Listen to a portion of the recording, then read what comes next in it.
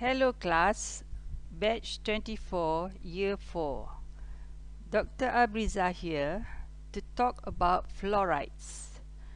This is part 1 of 2 lectures in which the next lecture will be followed next week.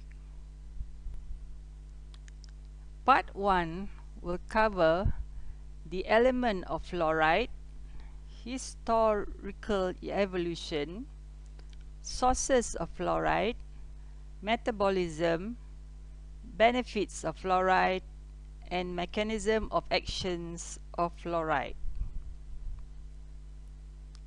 At the end of the lecture, students should be able to explain the mechanism of action of fluorides in oral health perspective. Number 2, students should also be able to explain the different types of systemic fluorides and its methods of delivery. Fluoride is a compound that plays an important role in dentistry. The benefits of fluorides highlights the best strategy to control dental caries at community and individual level.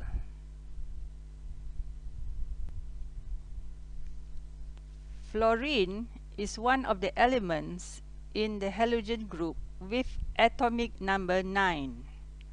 Fluoride ion comes from the element of fluorine.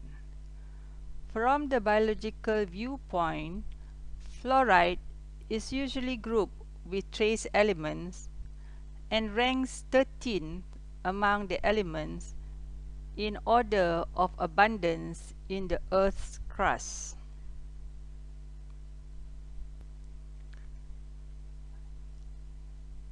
Historical evolution of fluoride. Fluorine was discovered in 1979 by a chemist and isolated by Moissan in 1886. In 1847, Ficinus reported his belief in the presence of fluoride in enamel and dentine. Sources of fluoride. The principal source of fluoride ingested by human is water. Concentration of fluoride in groundwater depends on the amount of fluoride containing mineral present, the temperature, and the pH of the water. Most commonly available solid fluoride in nature is in the form of compounds of fluoroapatite, cryolite, or fluorospar. Other sources are found in plants, marine animals, and in atmosphere. The dynamic equilibrium between fluoride uptake and fluoride excretion is known as fluoride homeostasis. The main route of absorption is via the gastrointestinal tract. Fluoride may also be inhaled from airborne fluoride. Fluoride is largely excreted through the renal tubules, and the skeletal system is a major site of storage of fluoride, followed by the dental tissues.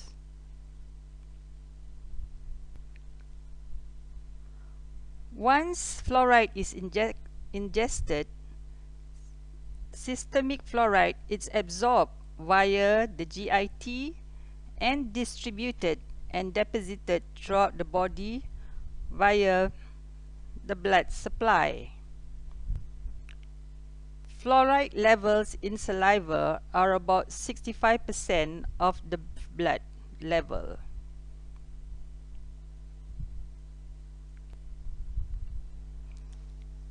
The benefits of fluoride. Fluoride protects teeth through three mechanisms. 1. Promotes remineralization and repair of tooth surface and inhibits demineralization of tooth. Number 2. Reduce the ability of oral bacteria to produce acid from carbohydrates, hence inhibits plaque formation. Number 3. It strengthens the enamel before and after tooth eruption. The benefits of fluoride is due to the properties of fluoride, which are anti-cariogenic, antimicrobial, and antibacterial.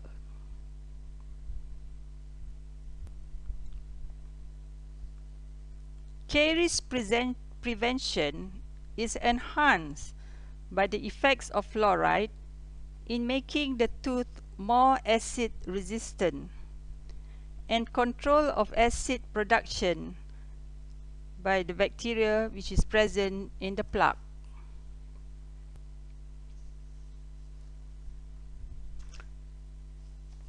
There are two primary biochemical actions, that is the karyostatic action. 1. Inhibition of demineralization and remineralization of caries enamel. Number 2. Integration of fluoride ions into hydroxyapatites, otherwise known as fluoroapatite.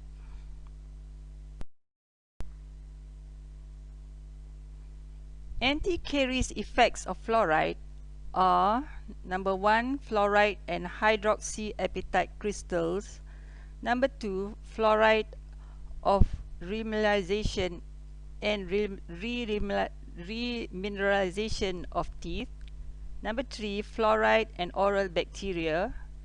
Number 4. Fluoride and enamel surface.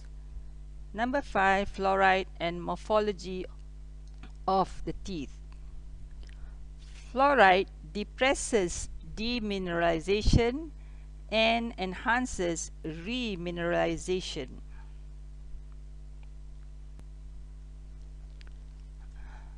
The mechanism of fluoride action is explained through what a theory known as the substitution theory. We understand that the main constituent of the tooth is the crystalline form of calcium phosphate. And when hydroxyapatite crystallizes from a solution containing fluoride, the fluoride ion may substitute the hydroxy ion in the crystal lattice structure.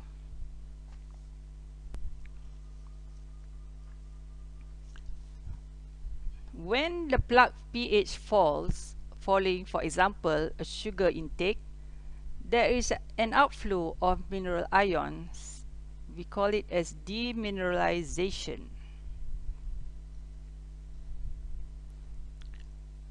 When the plaque pH returns to neutral, there is a return of ions, and this is known as the remineralization phase. Caries occurs when, over a period of time and as a result of fluctuations in plaque pH, the net demineralization exceeds the net remineralization.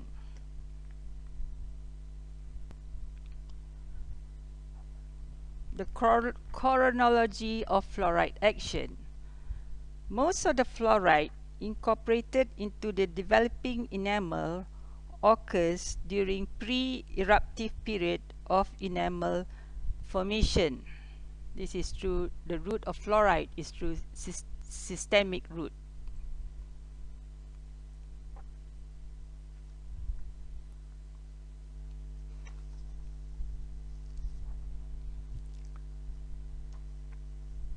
After eruption,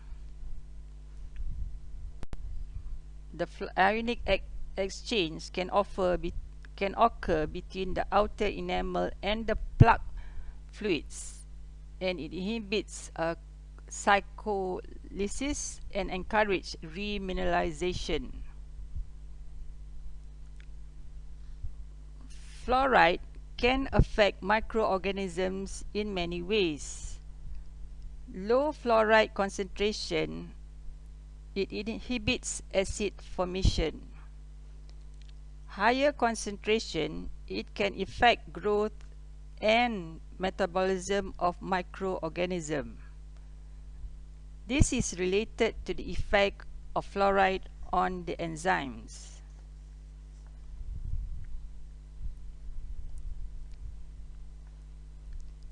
At the time of tooth eruption, enamel is not completely mineralized and will undergo what is called as the post-eruptive period, also known as the topical effect. Throughout this enamel maturation period, fluoride continues to accumulate in the outer surface of the enamel.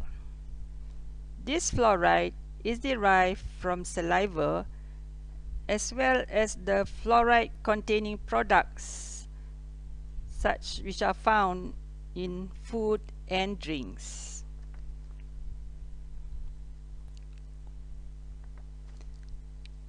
Acid in plug results in demineralization, whereas fluoride in plug enhance remineralization.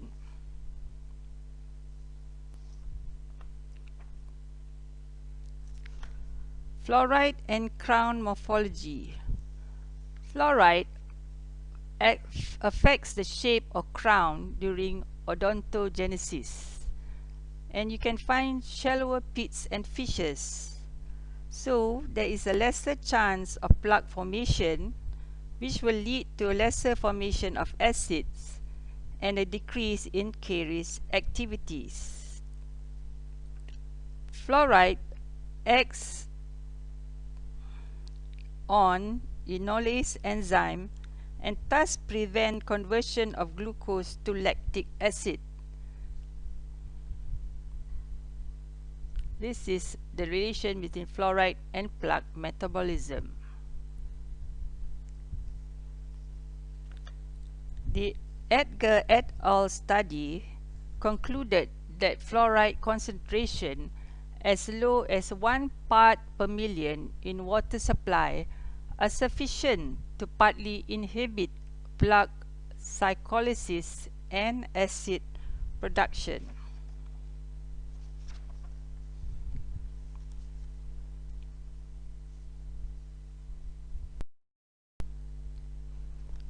There are two modes of fluoride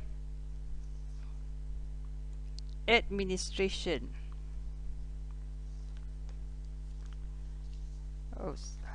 Sorry about that.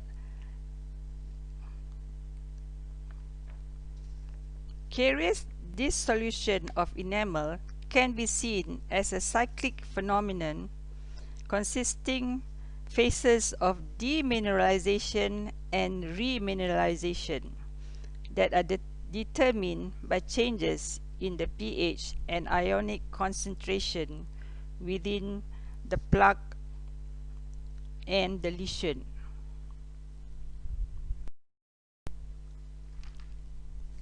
There are two modes of fluoride administration in fluoride therapy. One is through systemic and the other through topical. In systemic, we have water fluoridation, salt fluoridation, milk fluoridation, fluoride tablets, and fluoride drops. Whereas topical therapy includes sodium fluoride, stannous fluoride, acidulated phosphate fluoride, fluoride varnish, dentifrices, and mouth rinses.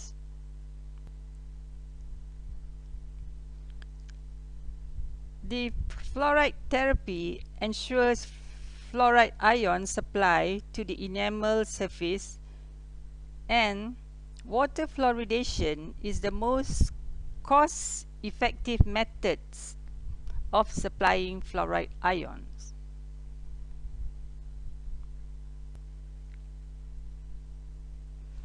There are a number of fluoride compounds used in water fluoridation. We will talk further on water fluoridation in the Part 2 lecture.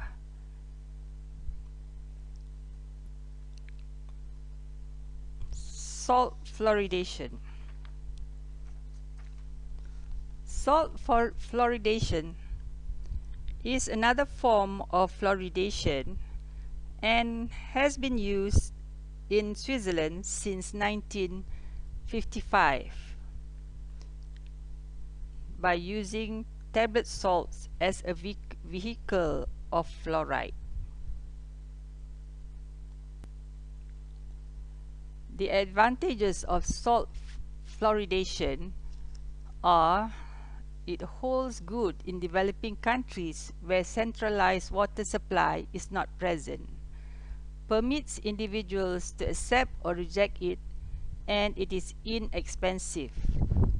The disadvantages are that the fluoride salt consumption is lowest when needed for fluoride is more, that is in early years of life, and the current view is that excessive salt will lead to hypertension. Another form of fluoridation is milk fluoridation, which consists of either liquid or powder. It is reported that fluoridated milk keeps a permanently low level of ionized fluoride within the oral cavity remineralization. The efficiency, we have moderate caries preventive, about 40 to 50% reduction with 5 to 15 parts per million of fluoride.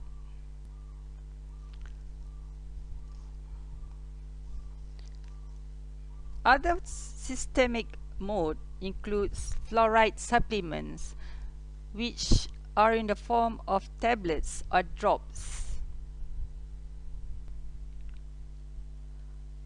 Topical fluoride therapy can be applied personally or by professional healthcare personnel, and it comes in various, either in aqueous solution, gel, or a varnish, and can be applied using tray technique or just application direct to the tooth surface. The topical fluoride properties depends on the type of the fluoride content, and we have a list of the advantages and the disadvantages shown. Next, we have the fluoride varnish. We have a number of different brands in the market. Example, Durafat is first use of fluoride varnish is actually in Germany. We have Fluor Protector and Caries. There are a number of fluoride dentifrices found in the market.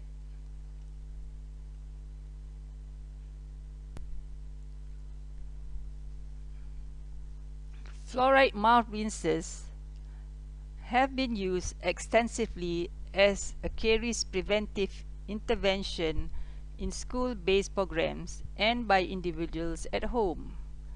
Regular use of fluoride mouth rinses under supervision has shown a large reduction in caries in children's permanent teeth, and a daily use of 0.05% of sodium fluoride gives more caries protection with the effectiveness of 20 to 50% reduction.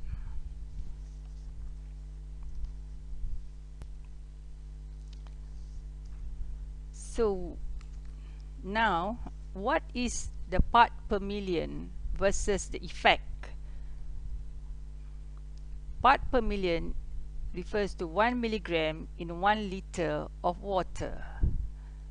If we have a range of 0.7 to 1.2 parts per million, and depending upon the temperature of the area, we can prevent dental caries, and there will be no dental or skeletal fluorosis. A higher part per million can result in dental fluorosis, whether in a mild form right through a severe form. Therefore, in Malaysia, water fluoridation levels are kept at 0.4 to 0.6 parts per million. Fluoride has got its pros and cons. The excessive high concentration of fluoride can be dangerous, so we need to be vigilant when employing fluoride therapy in children. WHO in 1963 recommended optimum levels of fluoride for drinking water as 1 part per million.